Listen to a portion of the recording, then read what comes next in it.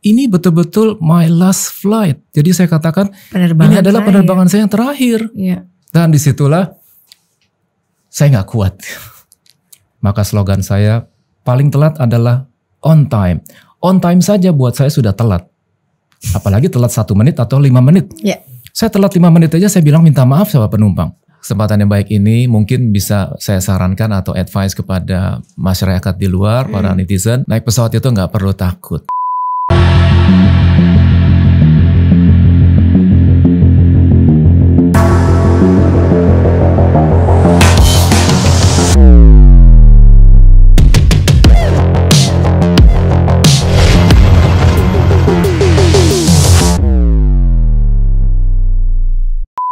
Hai guys, welcome back to Ngobrol Asik. Hari ini aku kedatangan yang sempat viral karena membuat semua orang sedih banget kemarin. Langsung aja ada Kapten Hanafi. Selamat siang Kapten. Selamat siang Mbak Santi. Apa kabarnya? Selalu baik. Selalu baik. Ini suaranya kayak kita kalau lagi di pesawat ya. Kapten, aku mau nanya nih, sehat kan? Alhamdulillah sehat. Itu aku mau nanya, kemarin kan sempat viral banget tuh karena ada video dari netizen yang Kapten bisa keluar dari kokpit namanya ya. Oke. Terus ke depan untuk ngasih salam perpisahan. Itu dulu, itu awal-awal niatnya gimana sih kok bisa kejadian itu? Ini semua serba spontan. Awalnya dapat kabar ataupun instruksi atau saran dari adik saya. Dia bilang, Han, coba lu speech kepada penumpang, lu bikin sebuah giveaway, tanyakan kepada mereka apakah ada yang lahir di sini tahun 80 atau tahun 59. Di situ saya sampaikan juga di akhir dari video tersebut. Jadi kenapa saya tanyakan seperti itu? Tahun 59 adalah tahun lahir saya. Tahun 80 adalah tahun saya lulus dari penerbangan. Berarti 42 tahun saya lulus jadi pilot. Terus 59, ya umur saya 63 tahun saat ini. Jadi siapa yang pada saat itu lahir tahun 59 atau 80, saya akan berikan sebuah hadiah buat mereka. Sebagai kenang-kenangan agar mereka tidak akan pernah lupa akan hadiah tersebut. Tapi sebelum itu, saya tentunya harus cerita dong. Kira-kira apa sih momen ini? Dan di situ saya sampaikan bahwa penerbangan ini adalah penerbangan saya yang terakhir. Oke. Jadi konotasinya bisa jadi negatif. Kalau kita menyebutkan kata terakhir kan seakan-akan seperti hidup kita akan berakhir sekarang juga. Saya selalu sering mengatakan pada kru saya kalau kita terbang 3 hari atau 4 hari, janganlah menggunakan kata terakhir. Kita gunakanlah kata hari ketiga atau hari keempat. Jangan bilang hari terakhir. Takutnya nanti suatu saat mungkin terjadi sesuatu dari ucapan kita bisa menjadi kenyataan. Ya, ucapan doa ya Kapten. Tapi saya berani mengatakan seperti itu karena ini betul-betul my last flight. Jadi saya katakan ini adalah penerbangan saya yang terakhir. Ya. Dan disitulah saya nggak kuat. Nah, makanya kelihatan agak bergetar saat ngomong juga kan, kelihatan di videonya. Saya nggak kuat jujur. Kenapa nggak kuatnya? Karena terlalu cinta dengan pekerjaan selama 42 tahun. Betul sekali. Boleh saya balik bertanya kepada Mbak Santi. Apabila kita mencintai seseorang, entah itu suami, istri, anak, saudara, keluarga, ataupun pekerjaan. Bahkan pekerjaan saya ini adalah lebih dari setengah umur saya. Bahkan pekerjaan ini adalah lebih dari nilai perkawinan saya dengan istri saya. Saya nikah dengan istri saya sudah 35 tahun yang lalu. Sementara saya terbang sudah 42 tahun yang lalu. Jadi dengan kata lain, ini mungkin istri saya yang pertama. Dan istri saya sebenarnya adalah istri yang kedua itu. Jadi betul-betul saya harus meninggalkan sesuatu yang saya cintai. Itu yang membuat saya jadi sedih.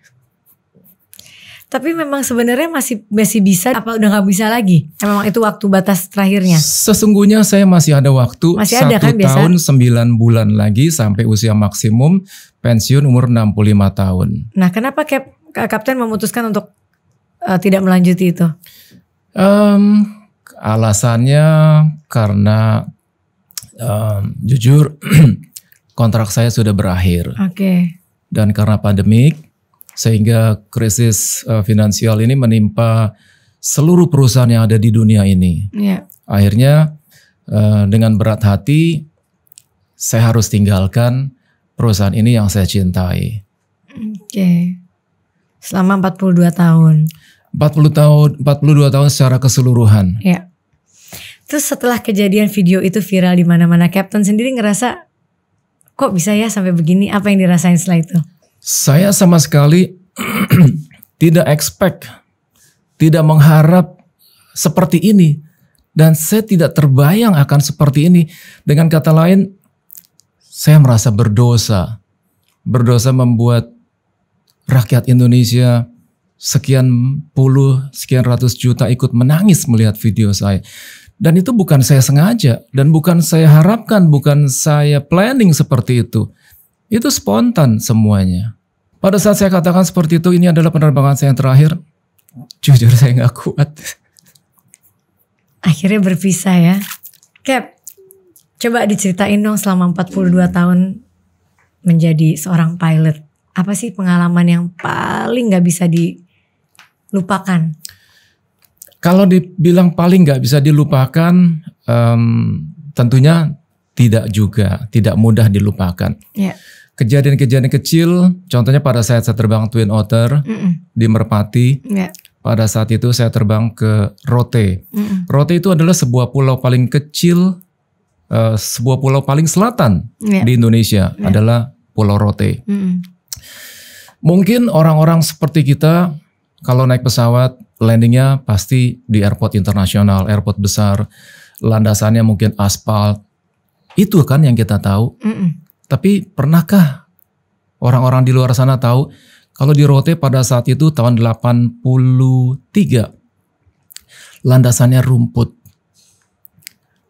Rumput di pinggirnya ada got, besar gotnya. Pada saat kita mau mendarat, apa yang terjadi? Banyak kambing lewat, Mbak. Kambing, ada sekitar belasan ekor kambing lewat di landasan. Terus kan kita nggak bisa ngapa-ngapain itu. Saya bilang sama co-pilot saya pada saat itu, yang saat itu yang terbang co-pilot saya. Saya bilang sama dia, kita go round aja.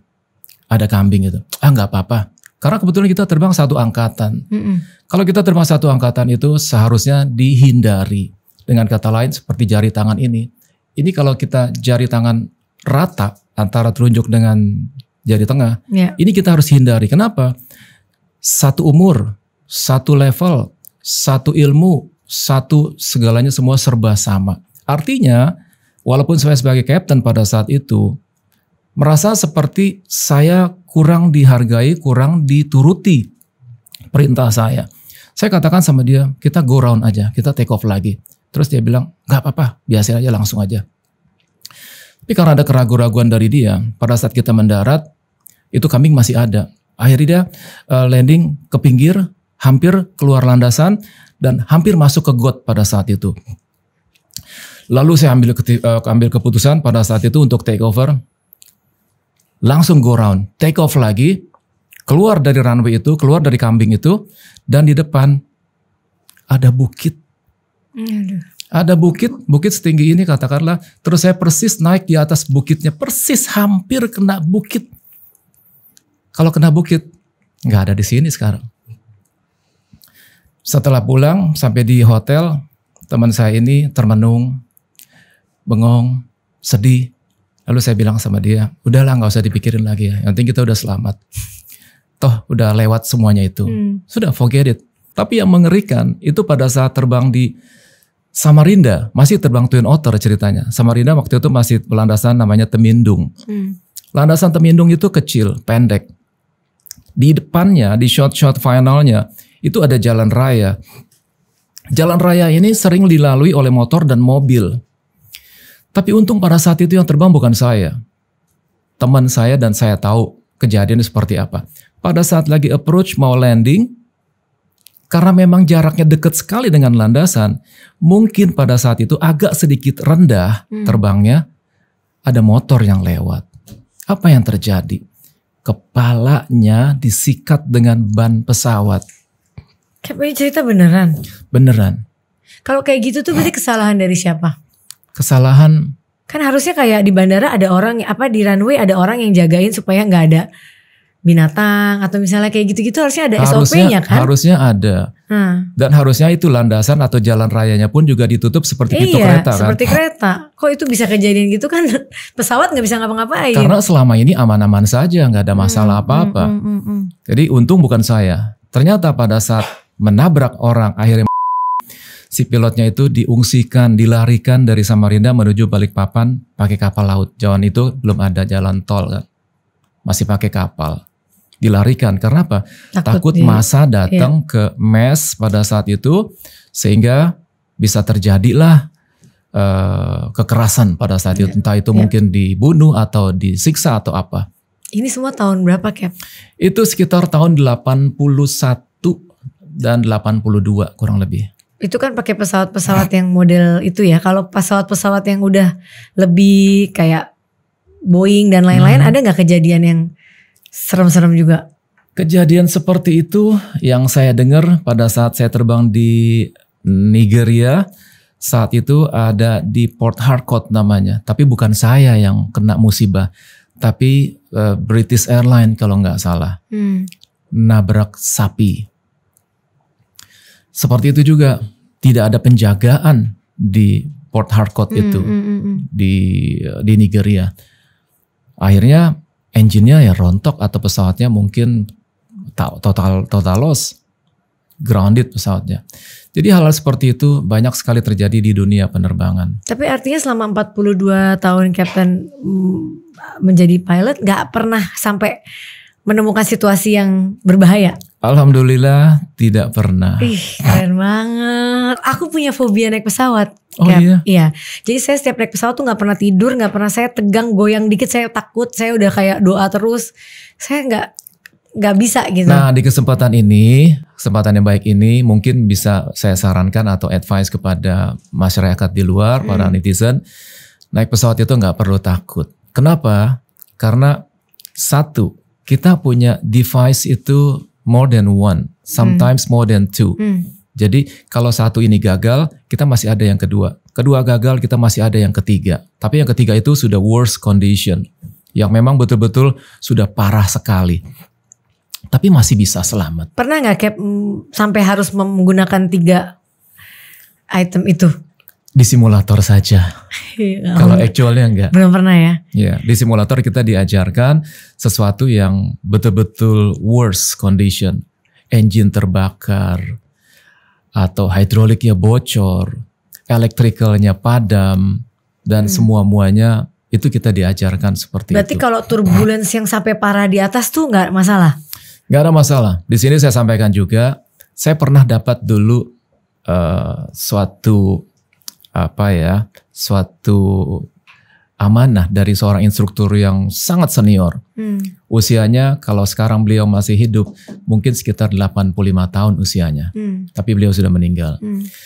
Jangan pernah takut dengan cuaca. Cuaca tidak akan membuat kau bisa menjadi jatuh atau Kalau cuma sekedar cuaca, seburuk apapun juga, apabila pesawat kita masih bagus kondisinya, tidak ada kerusakan apa-apa, nggak usah khawatir. Kita punya teknik.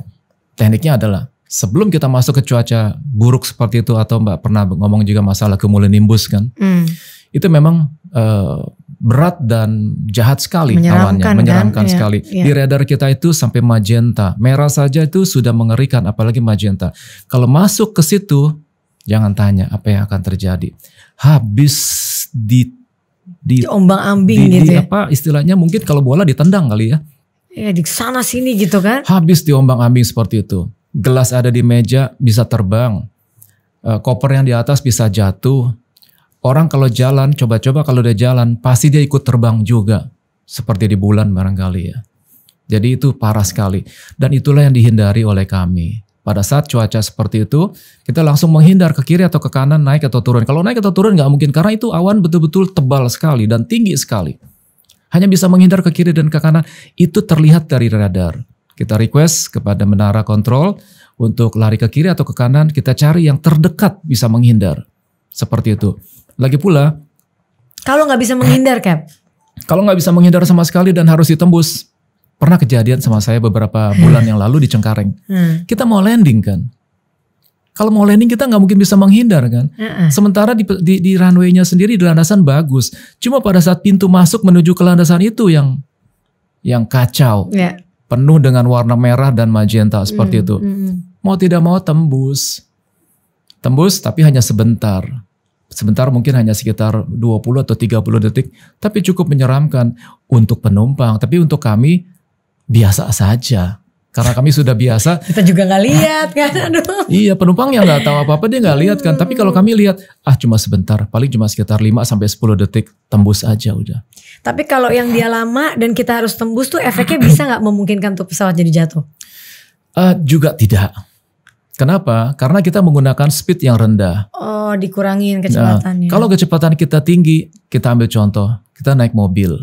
Naik mobil, kondisi jalannya rusak, banyak lubang, tapi lari dengan 100 km per jam. Apa yang terjadi? Pasti terbang itu mobil. Roda pun bisa copot. Seperti itulah pesawat. Jadi kita punya trik, kita punya prosedur, kita hidupkan anti-icingnya, fasten seatbeltnya juga nggak lupa, kita on-kan supaya pramugari langsung beritahu kepada penumpang bahwa kita akan melalui cuaca yang sangat buruk. Berarti ini juga dibutuhkan kecermatan dari pilotnya ya? Bukan kecermatan, tapi insting kita lah. Bahwa ini cuaca buruk, jangan sampai dia berkeliaran, berdiri atau berjalan.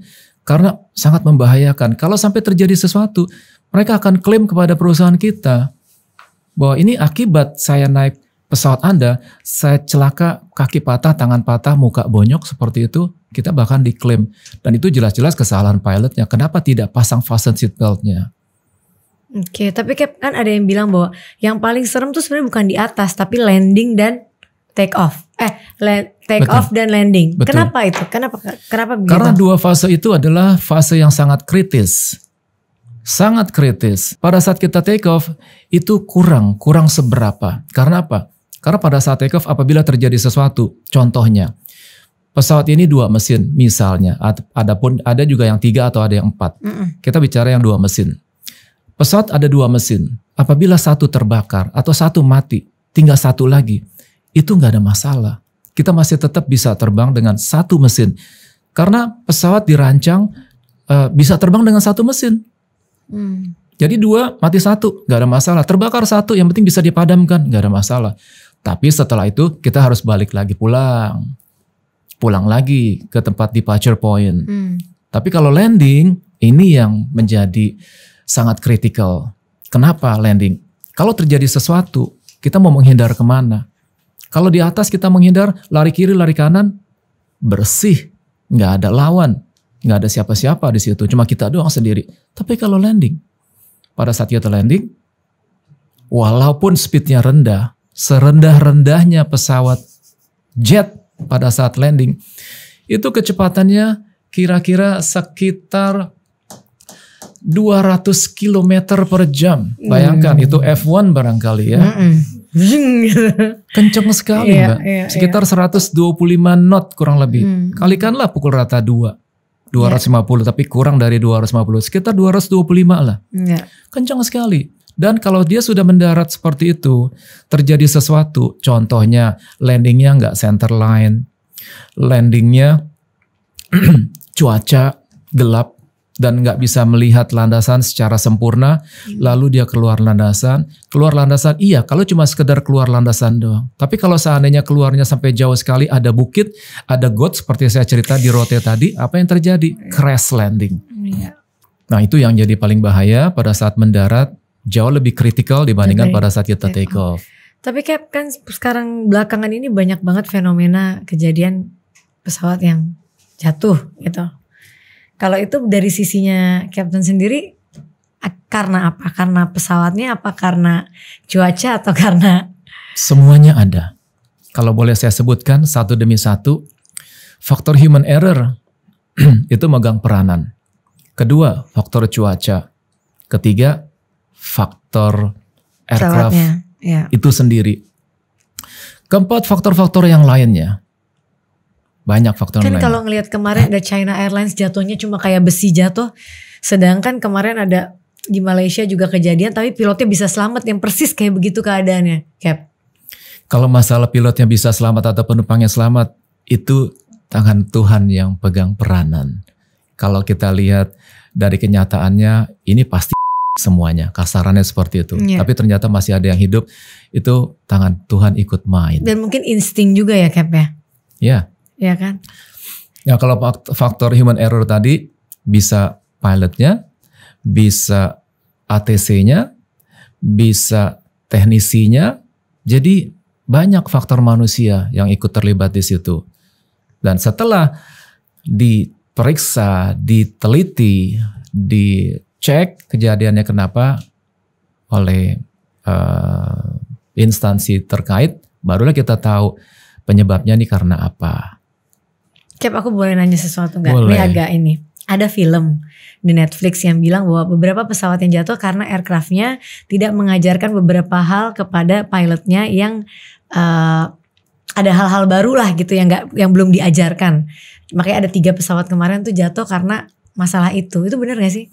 Kalau belum diajarkan itu rasanya nggak mungkin. Cuma di dalam sebuah perjalanan pesawat banyak sekali kejadian sesuatu yang sebenarnya itu di luar dari perkiraan sang pabrik. Sang pabrik tidak menyangka kalau hal ini bisa terjadi. Makalah itu dibuat sebuah note, di mana note tersebut harus diberikan kepada seluruh operator di dunia. Dan dari operator itu diteruskan lagi kepada seluruh pilot yang ada di perusahaan itu di dunia. Sehingga kita bisa tahu bahwa ini ada kejadian di sebuah negara, pesawatnya ini, kejadiannya seperti ini. Jadi jangan sampai terulang kembali. Itu ada note-nya seperti itu. Oh, jadi itu udah pasti sampai ya sebenarnya ya? Pasti sampai, ke kita semuanya pasti sampai. Jadi hal itu di luar dari jangkauan sang pabrik. Oke. Cap, pernah gak sih kalau dalam keluarga gitu ya, setiap kali mau tugas, kan kita gak pernah tahu ya kadang-kadang apa yang akan terjadi gitu. Betul. Saat pergi pamitan sama istri atau sama anak-anak, itu pernah gak keluarga berat atau gimana, atau punya feeling gak enak atau apa tuh, ada kejadian gak Cap? Kita nggak percaya akan hal-hal seperti itu. Orang hanya mengkait-kaitkan kalau sudah terjadi. Oh iya pantes. Feelingnya nggak enak gitu ya. Feelingnya nggak enak. Oh ya pantes yang diucapkan sama dia itu adalah hari terakhir misalnya. Pantes seperti itu. Tapi semuanya itu tanyakan kepada istri saya di situ. Nggak, istrinya nggak pernah kayak aduh takut was-was, nggak pernah. Yang bisa jawab adalah istri saya. Tapi dari Cap sendiri kalau misalnya mau berangkat gitu selalu optimis, selalu kayak bismillah gitu ya? Ya, hanya itu saja yang bisa kita lakukan selain berdoa, dan juga kita yakin bahwa masalah ajal itu sudah ditentukan, tempatnya, waktunya, karenanya itu sudah ada semuanya. Jadi dalam hal ini saya bukan takabur, saya bukan arogan, tapi saya tidak takut, tidak percaya akan hal-hal seperti itu. Jadi di konflik area semacam apapun yang saya ceritakan itu, alhamdulillah saya nggak takut, Mbak. Udah biasa ya Cap ya. Iya. Ada kerinduan gak sih Cap setelah udah berapa bulan ini nggak terbang? Baru 9 hari lah. Saya kan retirednya atau last flightnya tanggal 13 April. Iya, 9 hari kan? Baru 9 hari. Jadi udah ada kerinduan belum? Kalau kerinduan sih selalu ada, Mbak. Gak ada loh, tapi jarang loh yang kayak gini. Maksudnya ada pesan gak sih Cap buat junior-juniornya Captain? Apa sih pesan-pesan sebagai pilot-pilot baru gitu yang baru memulai karirnya? Kan Cap udah lebih senior. Pesannya yang paling sangat global adalah jangan sombong. Karena kesombongan akan menghancurkan dirimu sendiri. Itu yang paling global. Tapi kalau untuk yang lain-lainnya itu standar lah. Artinya gapailah cita-citamu setinggi langit. Yeah. Jadi sering kali saya sampaikan kepada junior saya, kalau kamu mau maju, terbang keluar. Karena terbang di luar, kamu lebih dihargai, kamu lebih dihormati. Apalagi kalau sudah menjadi captain. Dari segi financial, dari segi social life, dari segi health, kesehatan, anak ditanggung. Dari soal education, anak pun juga ditanggung. Dan pendidikan tinggi, kesehatan juga dijamin seperti itu. Dan itulah yang bisa diharapkan. Lagi pula kita bisa terbang cuti ke seluruh dunia, bisa jadi sampai 10 kali dalam 1 tahun. Anak istri terbang gratis. Dan itulah komplimennya banyak ya. Itulah. Jadi saya bilang, kalaupun sampai kalian harus menjual mobil dan jual rumah, lakukan itu. Jual mobil dan jual rumah, kalian gak punya mobil, gak punya rumah, gak apa-apa. Paling hanya 1 tahun. Setelah itu kalian akan dapatkan semuanya. Semua akan kalian dapatkan. Dan harus disiplin gak sih, Cap? Itu harga mati NKRI. Seperti saya katakan. Kan ada juga pasti yang ada, ya kan, semua manusia pasti beda-beda, ada, beda-beda, pasti ada. Seperti pernah ketahuan ada yang pas mau terbang ternyata dalam kondisi yang nggak sadar, agak apa gitu, kayak itu kan harusnya kan nggak boleh tapi bisa terbang. Kan Sebenarnya pernah kejadian tuh, pernah. Sebenarnya hal seperti itu harusnya kedetek, Mbak, harusnya ketahuan. Dari pertama kali kita masuk di airport atau di flight operation. Kita kan ada pengecekan tensi, pengecekan oksigen seperti itu. Dan secara periodik 6 bulan sekali pun kita dicek juga. Dicek kondisi kesehatan kita. Kalau kita unfit, kita nggak boleh terbang. Cap, kita mau sedikit memutar VT salam perpisahan dari Kapten Hanafi kemarin. Boleh diputar lagi? Boleh. Selamat pagi para penumpang kami yang terhormat. Assalamualaikum warahmatullahi wabarakatuh. Perkenalkan, nama saya Kapten Hanafi Herlim.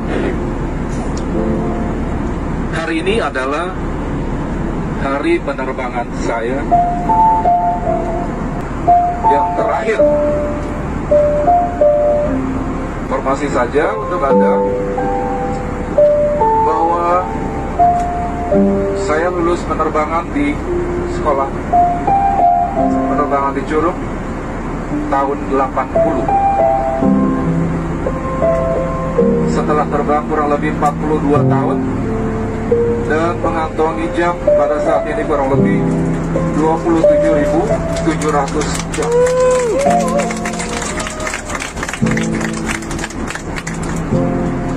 Dan pengalaman terbang saya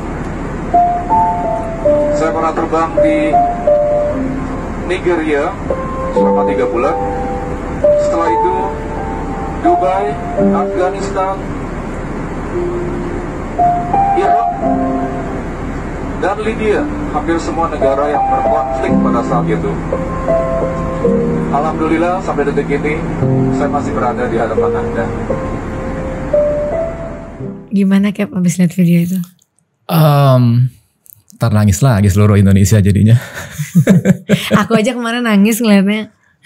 Sedih. Jangankan orang yang bikin aja sendiri juga selalu nangis terus ngeliat itu.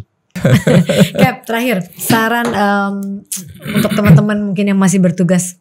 Teman-teman semua yang ada di luar sana, bersikaplah disiplin, profesional, seperti halnya pekerjaan kita yang profesinya adalah profesional. Artinya kita disiplin dalam hal ini banyak sekali. Salah satunya yang saya terapkan adalah tepat waktu. Maka slogan saya paling telat adalah on time. On time saja buat saya sudah telat. Apalagi telat 1 menit atau 5 menit. Saya telat 5 menit aja saya bilang minta maaf sama penumpang. Maaf keterlambatan karena apa? Karena ada bagasi yang hilang, atau karena ada transit yang belum datang, atau karena ada administrasi yang belum selesai atau traffic. Padahal atau mendarat. bukan dari kaptennya ya? Bukan dari saya. Karena saya selalu datang before schedule. Sampai kru saya pada umumnya kalau terbang sama saya, mereka semua sudah aware. Awas loh, hati-hati loh. Kapten Hanafi selalu on time. Jangan sampai kita terlambat. Jadi itu yang saya terapkan, bahwa kepada adik-adik, teman-teman, sebisa mungkin kita profesional sesuai dengan profesi kita. Di samping itu, ya tadi saya katakan bahwa janganlah sombong. Suatu saat kita juga butuh bantuan orang lain. Saat kita duduk di kokpit, orang lain membutuhkan kita, mengemis kepada kita, minta tolong bantuannya. Tapi pada suatu saat kita juga bisa jadi penumpang. Suatu saat kita bisa minta tolong juga kepada mereka. Tolong bantu saya. Jadi ya itu pesan saya cuma 2 tadi. Cap, sorry, ada terakhir lagi nih, biar kangennya hilang juga, biar berasa di kokpit. Ada yang minta peragain gaya Captain announcement ke awak kabin sebelum terbang, biar kerasa kayak masih di pesawat. Pada saat saya yang terbang selalu identik dengan pantun. Oh. Apabila pantun saya kebetulan 4-4-nya pramugari dan cantik-cantik, saya akan mengatakan Assalamualaikum warahmatullahi wabarakatuh, bla bla bla. Kenal di sini dengan Kapten Hanafi Herlim berbicara dari ruang kemudi. Kami ucapkan selamat datang di dalam pesawat Airbus A320 Citylink Indonesia dengan nomor penerbangan sekian yang akan membawa Anda ke sana. Penerbangan ke sana akan ditempuh kurang lebih dalam waktu sekian jam pada ketinggian sekian ribu feet. Cuaca baik di destination ataupun di en route-nya juga baik. Dan setelah itu selesai semuanya, baru saya baca pantun. Enaknya beli tahu bulat dari Ciamis. Pulangnya mampir di Bandung, beli brownies. Nggak salah deh Anda pilih, maaf perusahaan saya pada saat itu, nggak salah deh Anda pilih tiketnya ekonomis. Pesawat baru pramugarinya pun isi sendiri ya. Manis sebenarnya. Cap, thank you so much udah hadir hari ini di sini. Sebelum diakhiri, saya punya hadiah buat Mbak Santi. Apa juga. tuh? Hadiahnya adalah sampai kapanpun akan ku nanti. Lautan api pun akan ku seberangi. Terima kasih Mas Anang dan Mbak Asanti yang telah mengundang saya datang ke sini. Raja pantun nih karena nih. Ada satu lagi yang terakhir. Apa lagi? Bukan perpisahan yang ku tangisi. Wah, keren loh. Tapi pertemuan yang ku sesali. Saya sedih harus meninggalkan tempat teman-teman yang baik hati. Tapi saya berharap suatu saat kita akan berjumpa kembali. Yeay, bagus. Wah, Captain kayak banyak ya ininya. Pantun-pantunnya ya buat disimpan dulu buat stok. Banyak. Iya kan? Thank you Cap. Semoga sukses dan bahagia bersama keluarga. Terima Selalu kasih. sehat. Wassalamualaikum warahmatullahi wabarakatuh. Waalaikumsalam warahmatullahi wabarakatuh. Oke guys, thank you for watching. Jangan lupa like, comment, and subscribe. Bye-bye.